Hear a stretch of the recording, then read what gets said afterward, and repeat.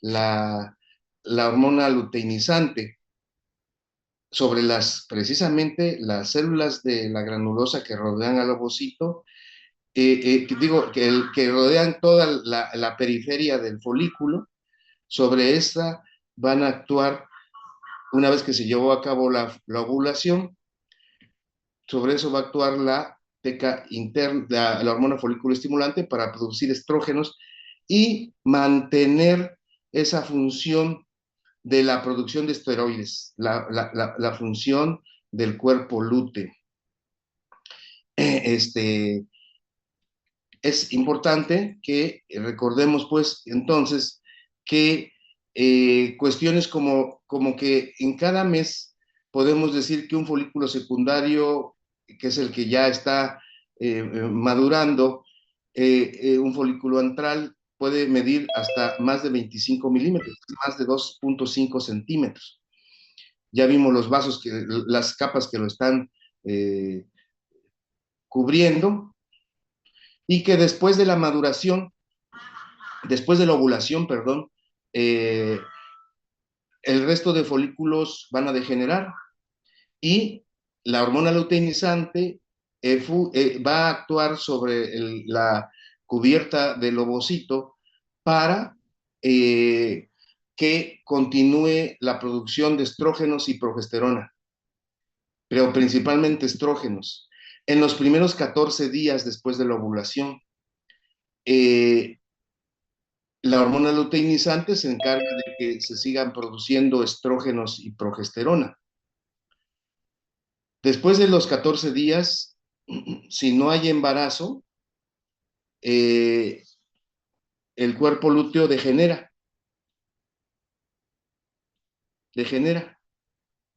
Pero si hay embarazo, este cuerpo lúteo, este antro folicular, el cuerpo lúteo, el cuerpo amarillo, perdura hasta 3 meses.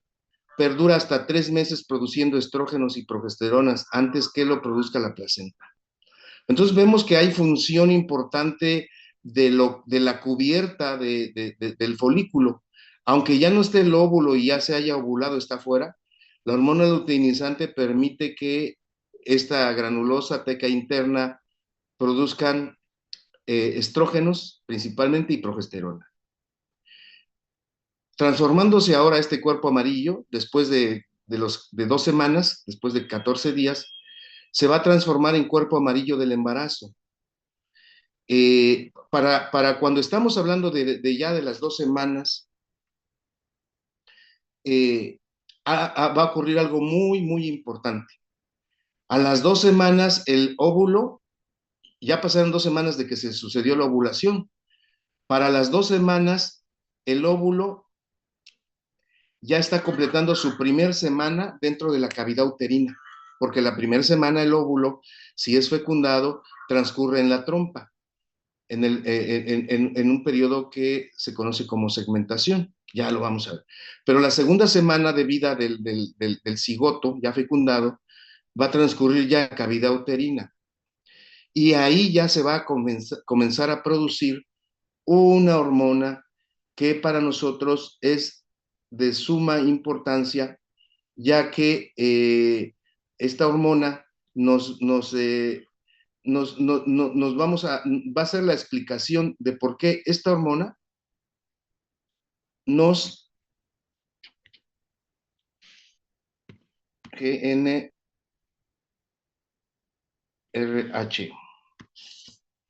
Esta es la hormona estrella después, fíjense, esta hormona, perdón, GNRH, aquí estoy mal, esta es la hormona estimulante del factor liberador de gonadotrofinas, no, la HGC, esta es nuestra hormona. Esta hormona va a hacer que el cuerpo amarillo, después de los 14 días, perdure y no se vuelva atrésico. Es decir, el folículo, el antro folicular se va a mantener, no va a degenerar, porque a la segunda semana de embarazo, el cigoto ya está en la cavidad uterina y comienza a producir hormona gonadotrofina coriónica, chorionic gonadotrophic hormona. hormona gonadotrofina coriónica, la hormona que va a presentar su pico más alto entre la semana 8 a 12. Justamente esta hormona es la que permite que el cuerpo amarillo permanezca hasta 3 meses produciendo estrógenos y progesterona antes que lo realice la placenta. Vean entonces qué función tan interesante, cuál es la hormona que permite que el cuerpo amarillo no degenere y pueda permanecer hasta 3 meses produciendo hormonas antes que lo haga la placenta, gonadotrofina coriónica. Y esta es producida por el trofoblasto, que ya vamos a ver dónde vamos a encontrar el trofoblasto.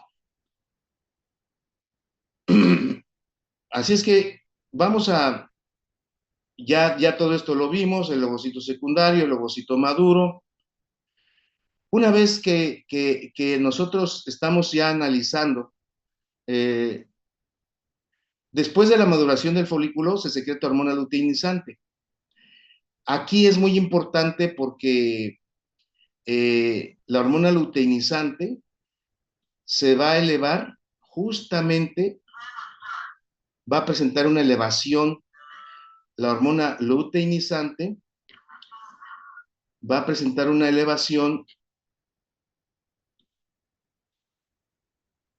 ok, va a presentar una elevación 24 horas antes de la ovulación. Aquí estaría la curva de, aquí, esta sería la ovulación, y la hormona luteinizante se va a elevar 24 horas, esta es la LH, se eleva 20, y esta es la ovulación, esta sería nuestra ovulación. 24 horas antes de la ovulación, la hormona luteinizante se va a elevar y parece ser que una de las funciones importantes de la hormona, de la hormona luteinizante es precisamente que este pico de elevación de la hormona luteinizante es la que favorece que se lleve a cabo la ovulación. 24 horas antes de la ovulación hay un pico de elevación de la luteinizante que pareciera también el responsable de que se incremente la temperatura corporal de la paciente. A eso se refiere aquí.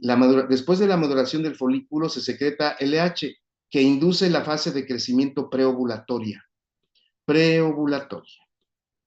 Entonces, consideren esto, tomen por ahí una captura para que ustedes lo contemplen, porque la gonadotrofina coriónica también va a tener su función, porque va a mantener vivo al cuerpo amarillo después de los 14 días, y lo mantiene vivo por 3 meses, para que siga habiendo producción de estrógenos y progesterona.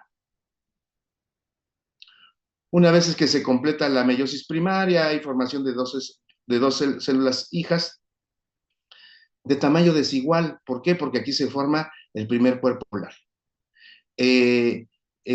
O también llamado cropúsculo polar. Aquí hablamos de cómo se va a disponer la zona pelúcida, pero fíjense ustedes que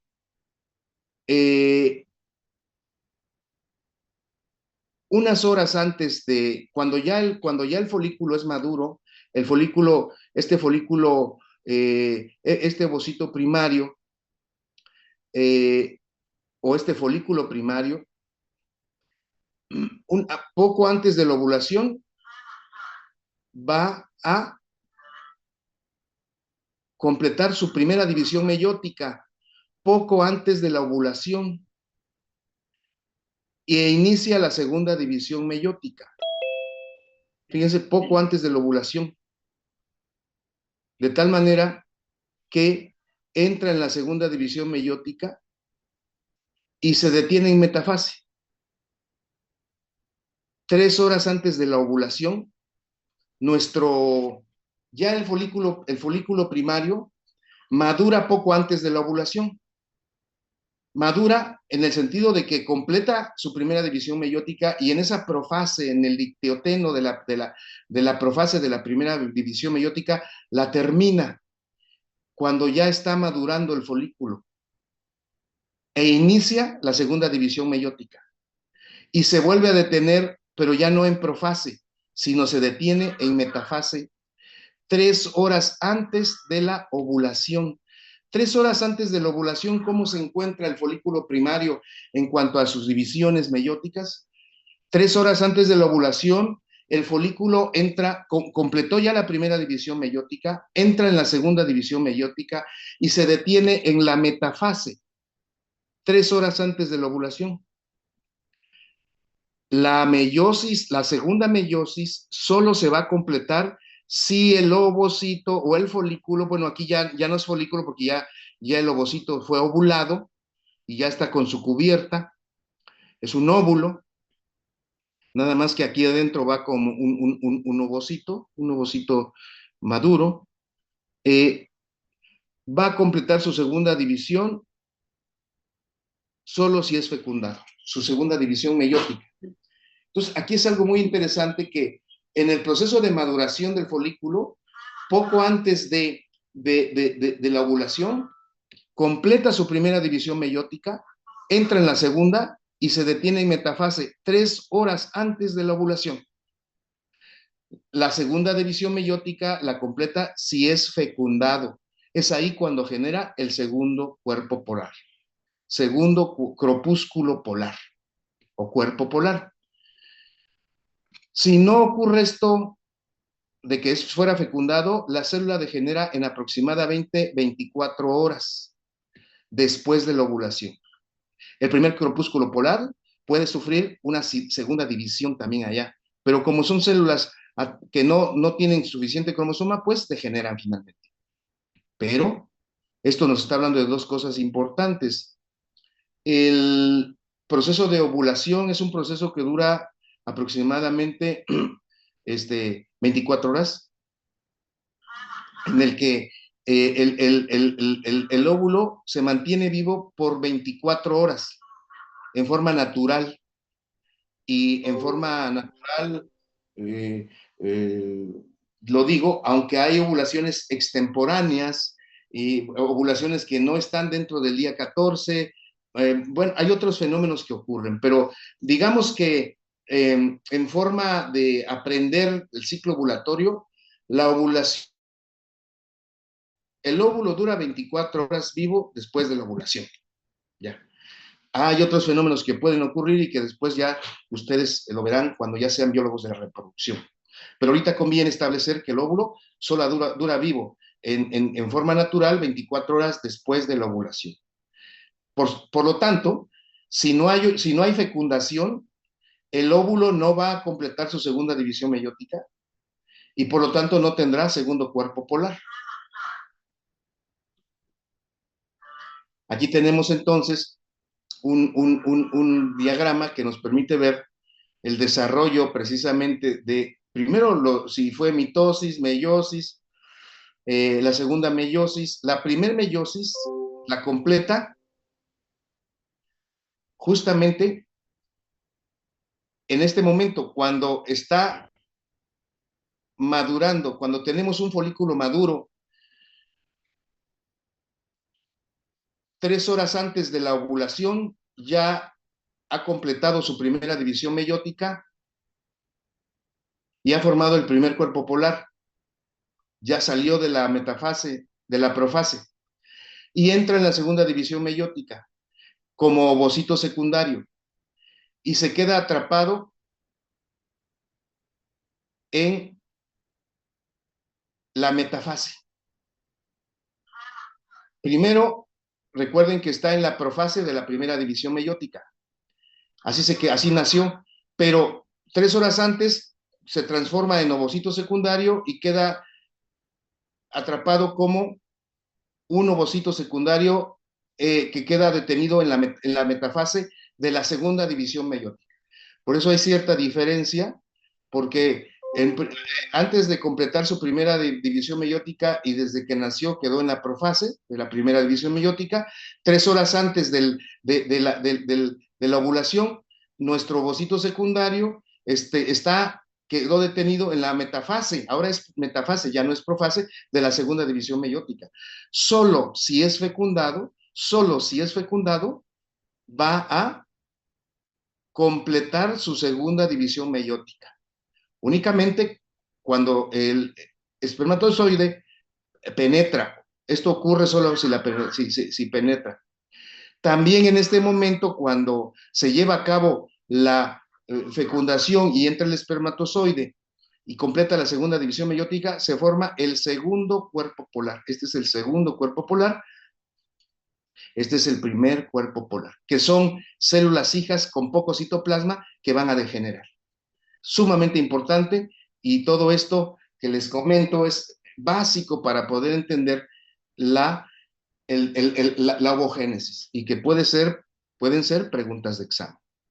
En cuanto el desarrollo de los espermatozoides, aquí vamos a hablar pues de la espermatogénesis, pero antes vamos a borrar, creo que vamos a borrar todos estos que habíamos puesto por aquí, por aquí.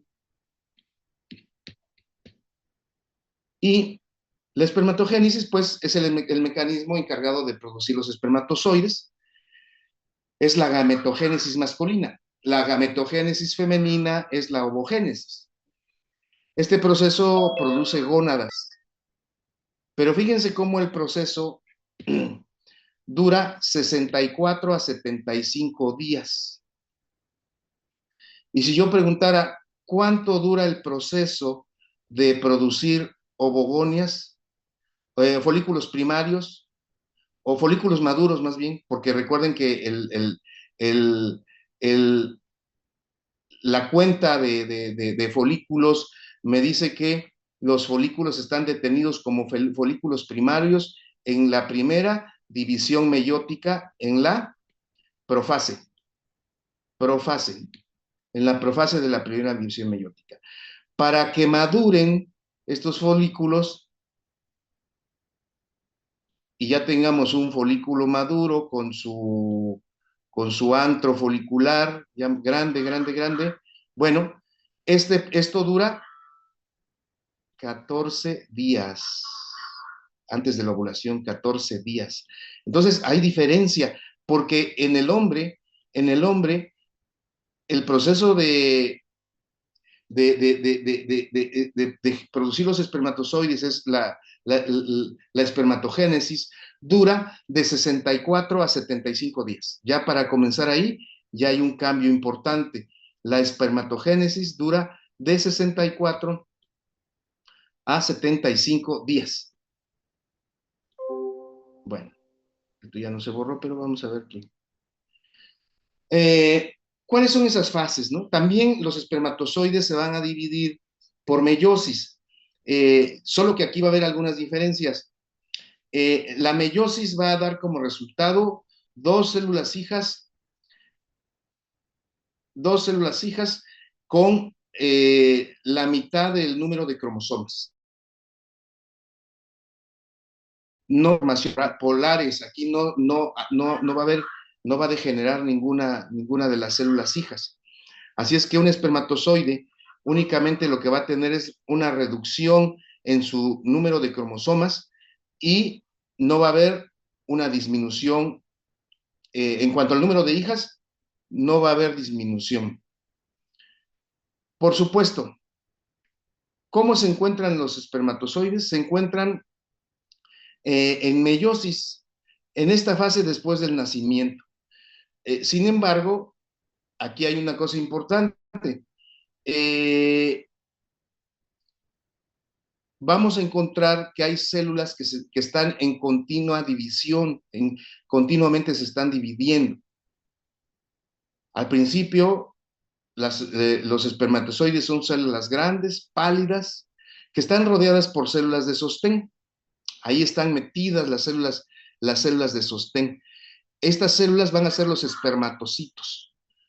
Primero, vamos a tener espermátides. Estas espermátides se van a convertir en espermatocitos. Estos espermatocitos van a encontrarse sostenidos por ahí en la médula del testículo por unas células de sostén conocidas como células de Sertoli. Para que no se nos olvide, células sustentaculares, perdón, células de Sertoli. Y aquí realizan su primera, su segunda división meiótica, pero sigue habiendo espermátides que están creciendo continuamente.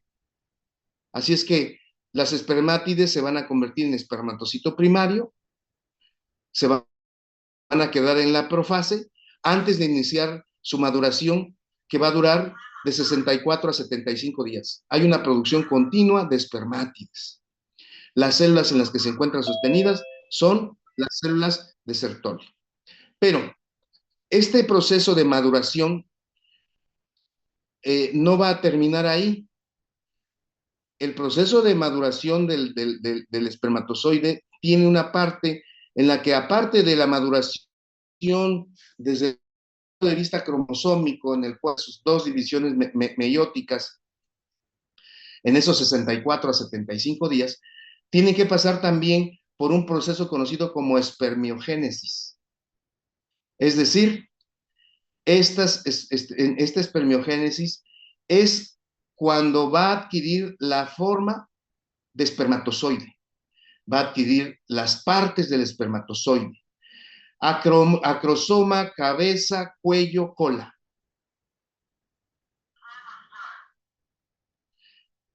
Este proceso es conocido como espermiogénesis. Los espermatogonios van a transformarse en espermatozoides. Este proceso de espermiogénesis va a iniciar solamente en la pubertad. Así es que antes de la pubertad, pues tenemos espermátides, espermatocitos primarios, así se quedan, en profase. Llega la pubertad y entonces maduran a espermatocitos primarios, completan su primera división y luego su segunda división meiótica, y entran también en una etapa conocida como espermiogénesis, en la que van a adquirir la forma de la pubertad. Pero ¿qué pasa antes de la pubertad? Antes de la pubertad, los cordones espermáticos adquieren luz y se transforman en túbulos seminíferos antes de la pubertad. Cuando en la infancia, los cordones espermáticos no van a tener luz, sino que antes de la pubertad vamos a ver este cambio. Y las células germinativas primordiales, las que migraron primero desde el epiblasto a la segunda semana y a la tercera semana ya estaban en la cara posterior del saco vitelino, muy cerca del alantoides, y que de ahí van a comenzar a migrar a la cuarta semana siguiendo el tubo, el intestino primitivo, para llegar a la cresta gonadal localizada en el mesodermo. Esas células primitivas, células germinativas primitivas, van a transformar en espermatozoides tipo A. Esto marca el inicio de la espermatogénesis. En la pubertad, las células tipo A se transforman en espermatogonias tipo A. Las células tipo A experimentan divisiones mitóticas, formando células similares a la madre, o sea, clones celulares. Pero tenemos también células tipo B, que son la última versión mitótica de las células tipo A. Primero tenemos las células tipo A, tipo B, con división mitótica, y las células espermatogonias tipo B son las que se van a dividir en espermatocitos primarios. Vamos a ver cómo es que se van a dividir en espermatocitos primarios. Al convertirse en espermatocitos primarios, inicia la meiosis, la primera división meiótica. entran en la profase de la primera división de meiótica. Esta dura 22 días. No dura como en la mujer, que se queda en la profase 40 años. En el espermatozoide, la profase dura 22 días de la primera división meiótica. Seguidamente completan la primera división meiótica y forman espermatocitos secundarios. Al iniciar la segunda división meiótica, los espermatocitos secundarios empiezan a formar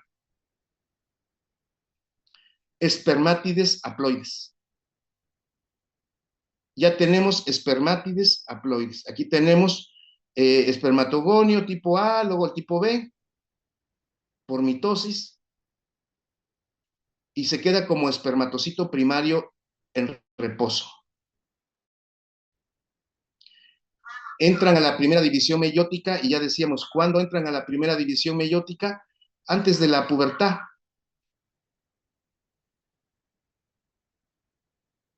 Y al dividirse estas células tipo B, se van a transformar en espermatocitos primarios, ya en la pubertad. Digamos que cuando nace el recién nacido, nace con espermatogonios tipo B y ya más bien con espermatocitos primarios en reposo.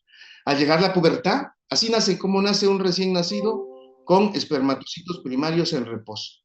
Al llegar la pubertad, inician la primera división meiótica y tienen una profase larga de 22 días, completan su primera división meiótica, se transforma en espermatocito secundario, se completa la segunda división meiótica prontamente y tenemos una célula cromosómicamente madura, que es la espermátide.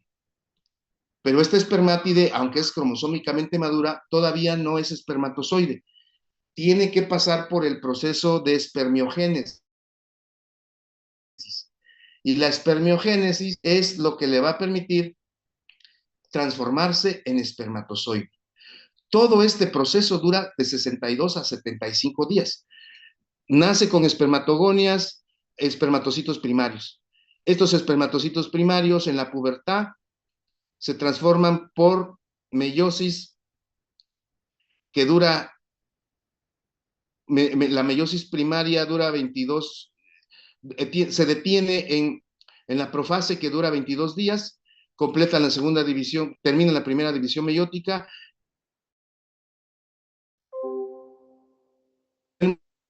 secundario. Este completa la segunda división y se transfiere y se convierte en espermátide, que es cromosómicamente maduro. Estas células, el espermatocito secundario, se va a encontrar sostenido por un grupo de células de sostén llamadas células de Sertoli, que son muy importantes y ya veremos por qué. Estas espermátides van a adquirir forma de espermatozoide a través de un proceso conocido como espermiogénesis. Todo esto ocurre en 62 a 75 días. Bueno, ¿alguien quiere leer esta diapositiva? Porque ahora sí ando un poco mal de la garganta y pues, bueno.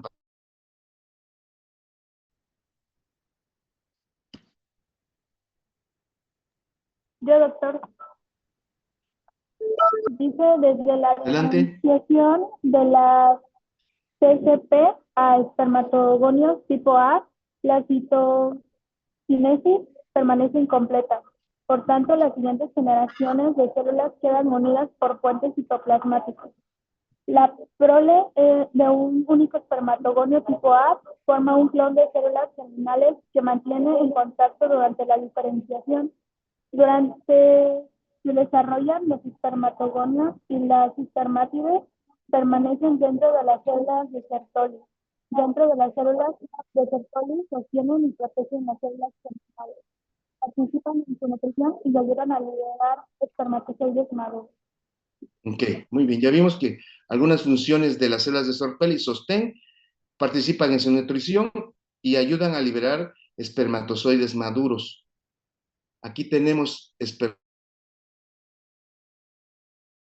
tipo A, tipo B, espermatocitos primarios ya hasta la pubertad. Dura todo este proceso desde aquí hasta acá 64 a 75 días. Espermatozoides primarios, luego estos espermatozoides primarios completan su primera división meiótica con una profase que dura 22 días, entran en la segunda y se llamarán espermatocitos primarios, entran, una vez que la concluyen, ya tenemos espermatocitos en la segunda meiótica, justo antes de la pubertad, y ya tenemos espermátides tempranas, que el proceso para que adquieran acrosoma, cabeza, cuello y cola se va a llamar espermiogénesis. Y tenemos entonces los espermatozoides ya maduros. De tal manera entonces que vamos a ver las partes del espermatozoide. Pero creo que ya no tenemos tiempo, la veremos el lunes. Estamos interesante para el crecimiento